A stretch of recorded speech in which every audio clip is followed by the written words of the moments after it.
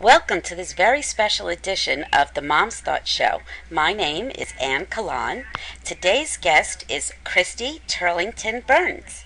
You most likely recognize her as an international supermodel. She's also an activist and an advocate.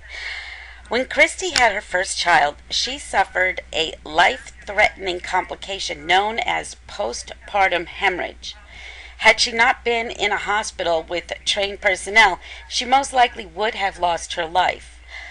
Around the world, every 2 minutes, a woman loses her life to a complication of pregnancy or childbirth.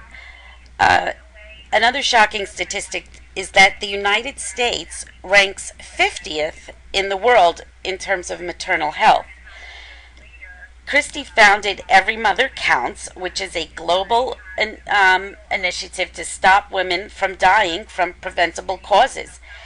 Today we'll hear from Christy about her organization and their special Mother's Day project and how we can all get involved. After Christy shares with us about her program, she takes a few questions from some of the other panelists, including myself. I hope you enjoy this podcast. I hope you're inspired to get involved with No Mother's Day, which is the special Pinterest campaign that's being run by Every Mother Counts. So check that out. And there's other projects also you can get involved with. And I will have all this information and all the links on momsthoughts.com. Well, hi, everybody. Happy Wednesday, pre-Mother's Day. We are really excited because there's so much energy this Mother's Day between the Global Mom Relay and so many initiatives that are kind of coming together in a way that previously I don't think has happened the same way. But for those of you whom I haven't met or whom haven't heard my story, I wanted to just start from the top, but briefly to let you know sort of why I came to be a maternal health advocate and why I founded Every Mother Counts. And that was, of course, because the day that I became a mom, I also experienced a postpartum hemorrhage after delivering Grace. And that experience, though it was, honestly dealt with in such a seamless way by the team of a midwife and a doula and the backing OB in the birth center of a hospital here in New York City, I learned soon after that my case was something that often women around the world, in all countries actually, including the U.S., don't have the good fortune to survive because of a lack of access to competent quality care at that critical time. And I think really knowing that information empowered me in a way that made me feel that I wanted to do something. I just couldn't figure out exactly what it was that I would do. And I'd say about a year and a half or so later, while pregnant with my second child, is when I had the real aha moment, which was traveling to my mom's birth country, which is El Salvador, with CARE, the humanitarian aid organization.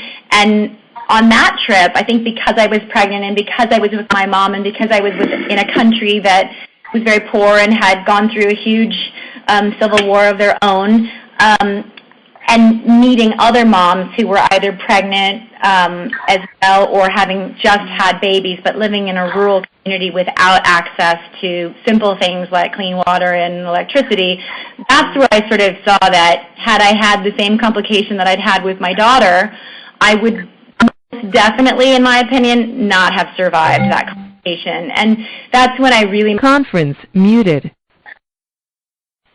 That this would be my life's work. And so I came back to New York and I had my son, and as soon as he was delivered and we were kind of home and settled, I reached out to CARE and I said, please help to educate me. I want to know all that I can about this issue. Where is it the worst? Where are women dying? Where can we do better? How can I help? And of course, they loved that offer, and we set out together to educate me. And over the next year, I traveled with them to Peru, and I saw a community success story where maternal mortality was reduced by 50% in under 5 years. And by seeing how that was made possible, hired me to make a documentary film, which is called No Woman, No Cry, and it's available on iTunes, although on YouTube it's also available just the first 17 minutes. You can get a really good sense if you haven't seen it already. And I also, at that point, enrolled at Columbia University's Mailman School of Public Health. So I really took this commitment seriously. I wanted to be the best possible advocate I could be, and I wanted to combine that education and knowledge and really activity as an advocate with my personal experience and my role as a mom. So I made the film, and it took about 2 years to do, and we traveled around the world looking at barriers women all over the world face each day in trying to access maternal health care at those critical junctures in their pregnancy. What we came to learn was that in sub-Saharan Africa, and this is a general statement because we filmed in Tanzania, and though I've visited a number of other countries in sub-Saharan Africa, what we saw, and which is a huge problem across the continent, is the lack of human resources that exist there, and the fact that so many women live in really remote communities and rural communities where they just are miles away from basic antenatal care as well as emergency obstetric care, which is what's required if things get complicated quickly, as they did in my situation. And then we looked at Bangladesh to sort of address the cultural and social barriers that can often get in the way of women accessing care. Most women, in fact, 91% of women deliver at home in Bangladesh, and honestly, I don't have an issue with home birth at all, as long as there are skilled birth attendants or midwives present who are linked to facilities in the event of an emergency, and that transport is thought about. And so we sort of looked at that and tried to understand better why women were not seeking care. And of course, in the end, those women didn't have the decision-making power in their homes to do that for themselves. It was either their husbands or their mother-in-laws or their sister-in-laws who were making those decisions, whether their lives were of enough value to seek care at the right time. And then in Guatemala, we looked at legal barriers. Guatemala is one of the more I would say, what's the word? Sorry, I'm blanking. Conservative of the Latin American area, and there are a number of women who are suffering and losing their lives because of unsafe abortion. And there is a place where church and state are not divided at this point, and where really women are presenting in droves in maternity wards because they're almost dead, but because they've, by some miracle, have reached that care and are able to receive life-saving care, but only when they're at death's door, rather. And then here in the U.S., we examine the barrier that is our sort of dirty secret, which is the barrier of bureaucracy. And at the time we were making the film, we were sort of in the midst of the Obamacare healthcare reform debate. And since completing the film, we are not that much better off. However, there has been introduced some great new avenues that will address the issue of women getting prenatal care and access to prenatal care, because Obamacare, no woman will be denied access to care if she is pregnant. And that will give us a lot of support in terms of addressing maternal health issues prior to delivery that will help save more women's lives here in the U.S. too. So at the end of making the film, I was excited about what we had created, and I hoped and believed very much that the film would help to inspire other people like myself who felt connected to this issue, whether they had a complication or not, but just by going through the experience of becoming a mom. And I wanted to give all of those people an opportunity to engage in a meaningful way. And so Every Mother Counts was really born as a resource of information, a way to sort of follow, to learn more about the issues, the nitty-gritty of the issue, but also to learn where progress was being made, where there were still gaps, who was doing the most effective work and most impactful work around the world, and also to sort of highlight and promote those individuals who really are the ones making the difference in so many communities around the world. And that's who we highlighted as well in the film. And a lot of what we do is continuing now to find those champions who are out there, not making the money that they rightfully are earning in their work, but really going above and beyond their ability and their resources to make sure that every woman survives the act of bringing new life into the world. And so that's where we are, and a big part of our focus, because we really are an advocacy organization first, is to continue to engage new audiences, to inform and engage, and then to mobilize those who want to take action towards becoming part of the solution of this issue. Since I became a mom, the numbers around maternal mortality globally have come down almost in half. And that has taken decades to do, but because of the energy and because of social media and because of how many people are informed and have the ability to share information with others all over the world, we are primed to be able to make huge strides in a much shorter period of time from here on out. And our goal really, when I finished the film in 2010, was to take this 5 years through 2015 to make some significant strides and impact towards the Millennium Development Goal number 5, which is to reduce maternal mortality by 3/4 by 2015, and to also make comprehensive access to reproductive health care available to as many women as possible. So we're very much working towards that, and in all of our campaigning efforts since we became an organization have been really geared around informing the public and engaging the public. So the idea of combining thought with action is really very much a part of our focus every day, but especially this month. With Mother's Day a few days away, we last year really tried to get some traction around this one day when Americans and people wherever they are that celebrate Mother's Day are focused on moms more than they are any other time of the year, to the tune of roughly $15 billion in terms of flowers and cards and other gifting, and what we could do with that energy if we just stretched it throughout the year and maybe in a more targeted way would be incredible. And so last year our goal was really to get people to know that Mother's Day is an opportunity to be in solidarity with mothers around the world who aren't celebrated, who aren't alive anymore to see their children grow, to enjoy the gratitude that many of us experience on a daily basis, but certainly on that one day. And then as well this year, our hope is to stretch that day and that good intent beyond just a single day on May 12th, but really to make the whole month, if not the whole year, in our ultimate goal, to have that mindfulness and that connection between thought and action all year round. So that's what we're about. We have a new campaign that launched today, which is called Give a Thought, and we're we found a fun and clever way to sort of share through Pinterest and through Twitter and these thoughts in sort of the spirit of, I think, what the advice that probably many of us were raised with, which is that it's the thought that counts. We really believe that starting with thought and starting with good intention is tremendously powerful.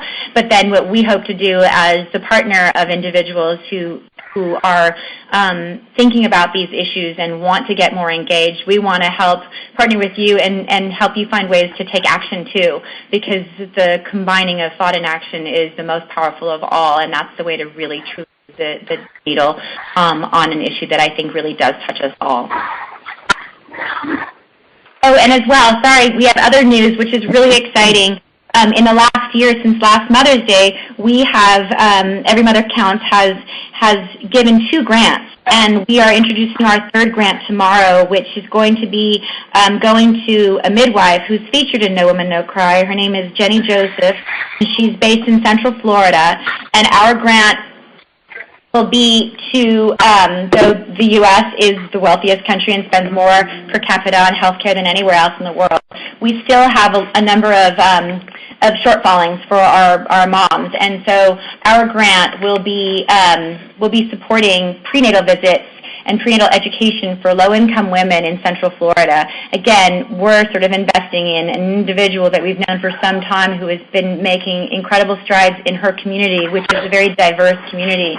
And yet, this is the best way for us to illustrate the shortcomings of our system still, even though we have some promising changes policy-wise coming up in the next few years through the Obamacare reform package. So that's pretty much in a nutshell where we're at today and what Christy's up to. So we'd love to, take this next 15 minutes or so and open up to you guys and ask the questions that you want to ask, want to learn more about. Sounds good. Phaedra, are you on the line? Yes, I actually just chimed in. Phaedra, if you could just state your name and your website and whatever, just introduce yourself first, please. Okay. My name is Phaedra Nally, and I'm a blogger at helpingphaedra.com. I'm also a co-founder of charitableiinfluence.com, where we work to help connect bloggers with, connect their voices to social causes that mean something to them. So in my experience, and I've had the chance to work with a lot of organizations, a lot of them stemming from the UN Foundation, and I think it's fantastic that there are so many organizations now that are focused on maternal health, child health, in so many different countries. One of my concerns, I wanted to get your thoughts on this, is do you think with so many organizations, while some maybe have a different particular focus, but do you think sometimes that the efforts get a little bit diluted when you've got so many different organizations, or is it really the on-the-ground organizations are fewer, and a lot of organizations like yours are the ones that are really kind of the conduit to helping those on-the-ground organizations? Does that make sense? Yeah, it does. I mean, I agree with you. I would say that there are a lot of efforts out there, and what happens sometimes is when an issue becomes of the moment, like maternal health has certainly gained some momentum in doing that, and because there's such limited resources, a lot of organizations tend to sort of grow their missions to include those things that are of the moment, and then that does dilute certainly the intention, and as well, a lot of times when so many organizations are out there working on something and they're not coordinated, the messaging can be all over the place. I mean, even in terms of really understanding the surveys and the statistics and the estimates around the global figures, there's a little bit of discrepancy around, how that information, what are the methodologies around that research and that information. But I think as a community, I think what we've started to see and what we've really worked to do with our partners that are interested in this space, first of all, there's not enough advocacy organizations, and so that's why we set out to fill that gap. I made this film thinking I already know a lot of the organizations and the main players in this space, and so I want them to all use this film. This is theirs to run with. They can fundraise with it. They can help to make the work that they do on the ground more real for people, because these are real women and not just statistics on a page or on a PowerPoint. So it's useful to everybody in that sense. But a lot of the organizations have their area. They're either implementers, they're interested in service delivery, they're interested in education, or they're interested in grassroots efforts on the ground. A lot of them are very focused in one part of the world or another, and I think it's important to think about this. I've always approached it, this is a global tragedy. Certainly there are huge disparities between where and how many deaths there are per year, but the U.S. has 2 deaths per day as well, and half of those deaths are preventable too.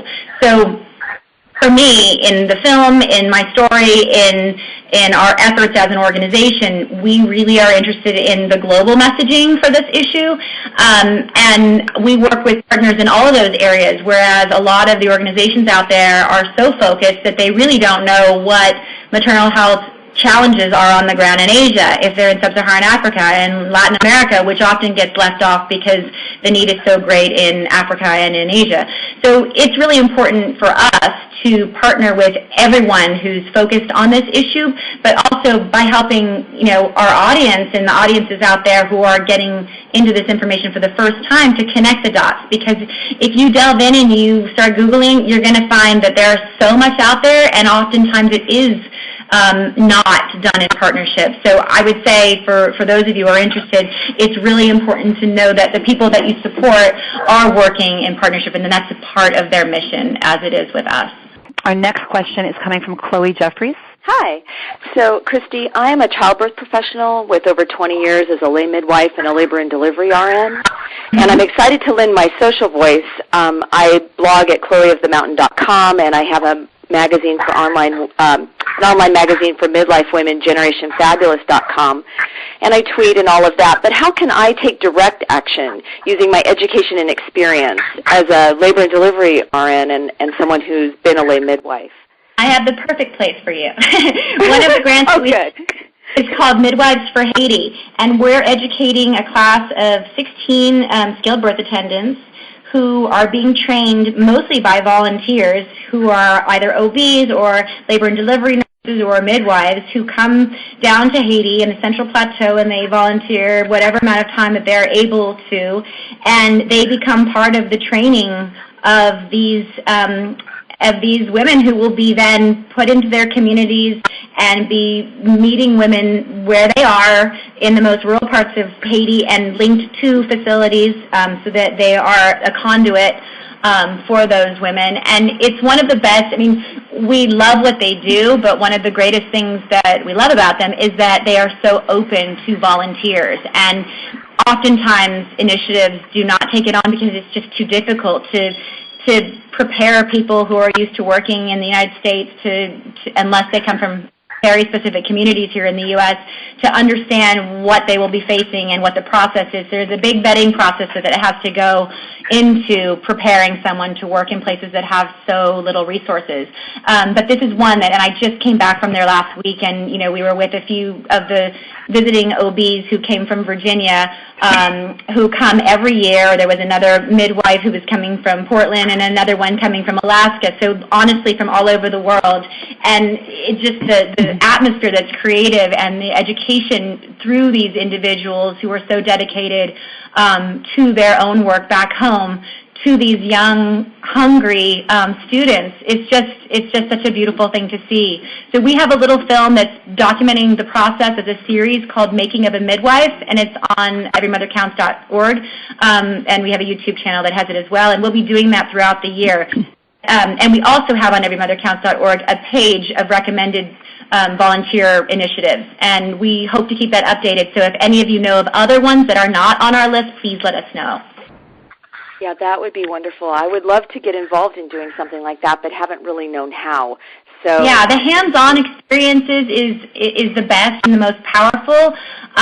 It's just that oftentimes, I mean, honestly, as a person who's witnessed a lot of birth at this point, I'm always sort of hoping to increase my own education, because there are always times where I may have to assist, and I don't have that. I don't have the credentials to do that. But if there's no one else to stand up to do it, I know that I could at least be someone who knows what it looks like and knows, to identify certain complications. So, yeah, I mean, people with those kinds of skills, it's a unique thing you can offer in a very hands-on way, which I think is the most rewarding of all. Yeah, fundal massage is easy. It's easy to learn, and it saves lives. I mean, something so simple like that. I saw in Time Magazine's article on Sierra Leone, the death of a mother, and I didn't see anyone perform fundal massage on that woman who died. And something that's simple to teach and to know how to do. And so, that's anyway, true. I think a lot of times it's the human resource, gap. You have a room full of women who are either preeclamptic or laboring or, have just delivered a stillborn. I mean, it's that situation, and there's maybe two nurses who have already worked, 2 shifts. And so to have that kind of, that time for attention, to be able to even recognize when a woman is hemorrhaging, it's like the baby comes out and they move on, and it's triage at all times. And so I think in some of those extreme situations, it's because women are not very vocal, and so something might be happening and you're right there, but they don't even ask for help. And there's not the amount of people to come around and check one by one, to just really check, especially postpartum, when most things go awry, how a mom's doing or what's happening there. So, yeah, super critical, and more of us are needed out there to help. Well, thank you, Christy. I'll look into those resources. I'm very motivated and would love to get involved in that. Wonderful. Chloe, this is Holly. I'll send them around as well. And then Lisa Frame, please introduce yourself and your site first. I'm Lisa Frame, and I write at A Daily Pinch as my main site and a few other places. And my questions today and my response, I've actually witnessed the failings of the U.S. maternal health care system. Personally, I had amazing health insurance. However, when I gave birth to my son in 2000, I wound up hemorrhaging with a 4th-degree tear, in shock with my blood pressure at 50/20 after being in labor for 40 hours after my water broke, in the hospital right after my water broke. And my mother was a trauma nurse in the room with me, and even she is still unsure of what happened. And does Every Mother Counts see lobbying, supporting for the U.S. to set examples for us to have more doulas and midwives in that traditional birth setting? In the hospitals, that's what we have as our traditional birth settings, where we can bring greater attention to the patient care that's needed in these birthing situations, because it seems today that a lot of nurses that are actually going into the profession aren't necessarily as focused on patient care as they are the higher hourly wage, and that's become a great concern. Absolutely. Yes. I mean, again, we are a fairly small organization, but we do very much believe in improving the entire experience for moms in all over the world. And I would say, because I am so aware and so linked into the domestic situation, so much of my community and the people that are really in sort of the natural birth area, this system has to get better, and there are a lot of efforts right now trying to consolidate their energies on that quality of care specifically.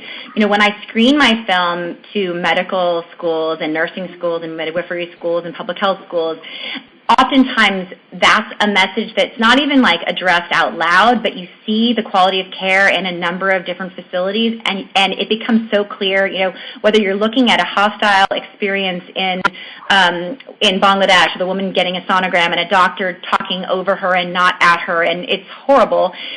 A doctor who's in training here in the U.S. or a nurse who's in training here in the U.S. feels that same message, and they look at it, and it seems crazy because you think that they would think about this if they've been, sort of pulled towards a profession like this, but seeing it in real people, in real time, amongst their peers, makes a huge impact. And, I've met a number of doctors, nurses, midwives who are very dedicated to setting new examples, new models, throughout their education process of that specific issue. Again, our country is huge and it's complex in that each state has different processes, but from the national level, there is a lot more consolidation right now happening than ever before, and we hope to talk more about it, but we have been sort of sharing that perspective through our writer on our site, Jeannie Faulkner, who's a former labor and delivery nurse, as well as Kara Osborne, who's a contributing writer to us, who is working on the National Birth Center initiative, and she's based in Arkansas and is also teaching at the University of Arkansas. We have a lot of people who are looking at that piece specifically, and we will do as much as we can to keep people current on what's happening, but also try to give opportunities for people to engage there.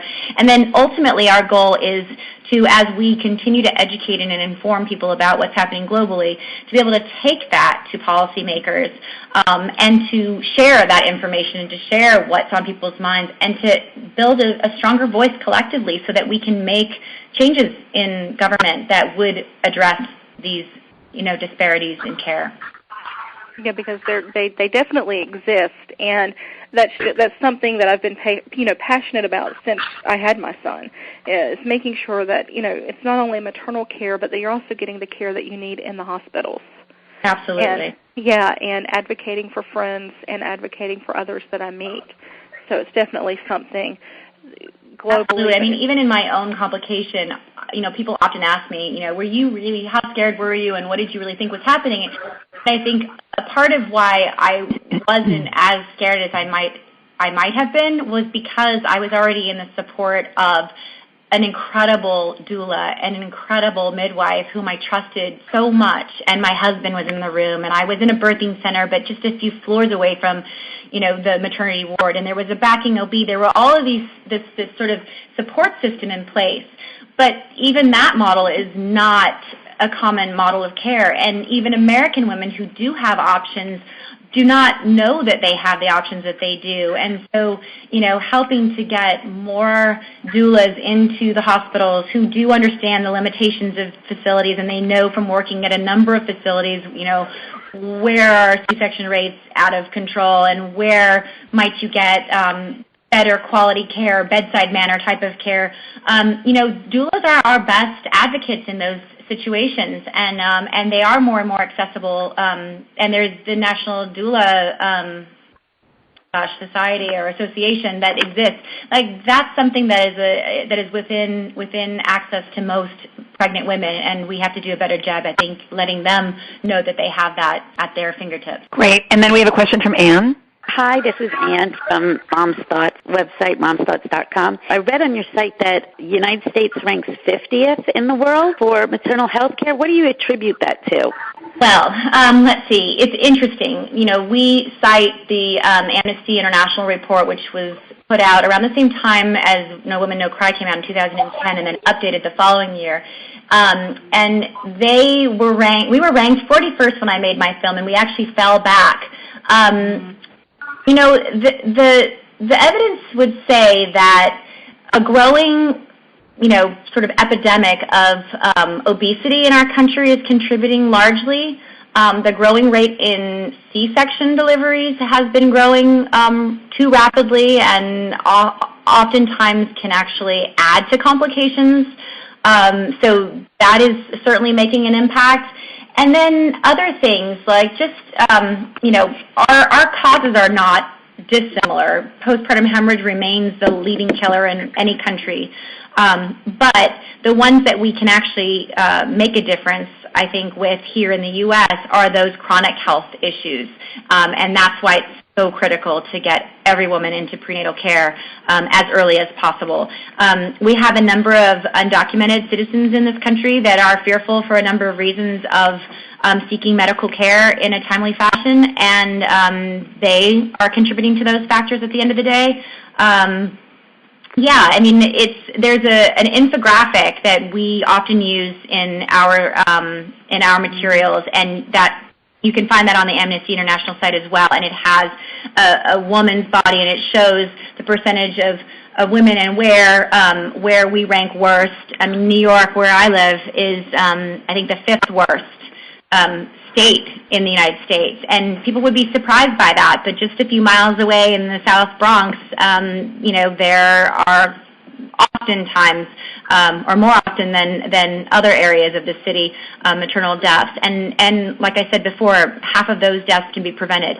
And almost all of them are happening in facilities and not at home. So there's sort of a misleading sense out there that it's more dangerous to give birth at home, and I'm not sort of condoning one or the other. It's just to say that when women die, it's not at home here in the U.S. It's kind of shocking and disturbing. It is. But like I said, there's promising news in that that the reform of healthcare will be making it easier and more accessible for women who are pregnant to seek care. And state by state, it's better in some places than others, but that's a place where advocacy is really needed at the local level, and something that we hope to do a better job helping to inspire and helping to support, because that's where I think we can really make a difference at the local level. It's important. Thank you. Thank you. Jill, I have a question. Okay. Hi, my name is Monica. My blog is Merino Bambinos, and I also come from a public health background. And I'm wondering a bit about prevention of mother-to-child transmission of HIV, as it plays a huge part in maternal and child health care, especially in high-prevalence countries. I'm wondering if your organization has any efforts to raise awareness about prevention of mother-to-child transmission. And I noticed you partnered with a lot of different NGOs. Are any of those specifically HIV-focused NGOs? Well, we are very much coming from the place of where we've had such success on HIV/AIDS over the years. And my executive director and partner in all of this, Erin Thornton, comes from the One organization and has really from early on been focused on HIV/AIDS. And I think even from my early advocacy in global health was really there. That was sort of the initial pool for me. And what we're doing now in terms of maternal health is building upon some of the successes that have come from all the initiatives that existed around HIV/AIDS and that care. And I think what we've found through a lot of concentrated efforts, because of making drugs more accessible to all people everywhere, particularly in sub-Saharan Africa, where not very long ago people thought it just could not be done, that has built credibility upon much more complex regimens and campaigns that we hope to achieve through making childbirth safe for all moms. And then there's also this obvious opportunity. If you can get women to seek care because they want to have access to ARVs or to be tested, you're missing a huge opportunity if you don't open up other opportunities for her other reproductive health needs. So, one of the places where we have a grant in partnership with a lot of other initiatives is in Western Uganda, and that's exactly what it's doing. It's building upon success through PEPFAR, which is the President's Emergency Program for AIDS. There's an infrastructure that's already built, that's already there, and now they're just sort of integrating a sort of wider set of services to make sure that we also reach moms before they're moms, early on in their pregnancies, where we can test and we can counsel them, and where we can make sure that the prevention of mother-to-child transmission is available to them. It's interesting. We had a situation where there's a clinic that we support in Bali in Indonesia through an amazing midwife who won the CNN Hero Award 2 years ago. And her name's Robin Lim. And she wrote an amazing story for us recently where, she provides care to any woman who comes to her, and they delivered a child who was HIV positive. The mother was HIV positive. They didn't have time to test her. They didn't have a lab on the premises. So there are still those huge gaps that exist. And so as we're dealing with making pregnancy and childbirth safe, it would be very short-sighted to not think about all of the related opportunities for intervention. And certainly mother-to-child transmission is one of those that we know can make a huge difference and can actually give us the chance to eradicate this disease by 2015. Thanks. I really noticed that in the film No Woman, No Cry, I watched that little trailer of it that I could see. Janet's story, I really feel like she gives a glimpse to us to be able to really see some of the barriers to the sort of care that is available. And I noticed that your organization talks about access to care as one of the 5 barriers to care. And I'm just wondering if you think also that in some cultures and communities and families it starts well before that, like either women don't know about the importance of prenatal care due to either lack of information or education, or they have a raised awareness about prenatal care, but they've had successful births or their family members have without it. Right. Absolutely. I mean, the lack of information and education, it starts as early on. I mean, if young women can stay in school long enough to have information around health or their bodies, that's it's not the norm for sure. And a lot of the women that we came across through making the film in every country, these were girls. And honestly, the most vulnerable part of the population are girls aged 15 to 19. That's where most of these deaths are occurring in. And so certainly, having more information around reproductive health and sexual health is critical. But the correlation between that and just regular education, secondary education, we know that when girls stay in school longer, they're more likely to delay first pregnancies, marriage, all of those things. And you're right, there is a sense that in some communities, there's a stat in our film where a doctor in Tanzania says, I was the only obstetrician for 2.5 million people. And when people see that, and if they're living in the West or in a Western country, they go, oh my God, they gasp, because that's unfathomable. But of course, I like to point out that women aren't seeking care because it's sort of out of sight, out of mind. You know, there are never going to be enough doctors. If you live within reach of a clinic, you know, it's only if you live within reach of a clinic that you would actually happen to check in on one or walk to one, as Janet does in No Woman, No Cry. And then in our film, what we experienced when we met Janet was that she walked 5 miles to the clinic, and then because there weren't enough beds, they sent her home. The message for her is then that, okay, this place can't help me if something goes wrong, and now that I've walked all the way home, I can't do this again. I have 2 other small children. I have water to collect. I have mouths to feed.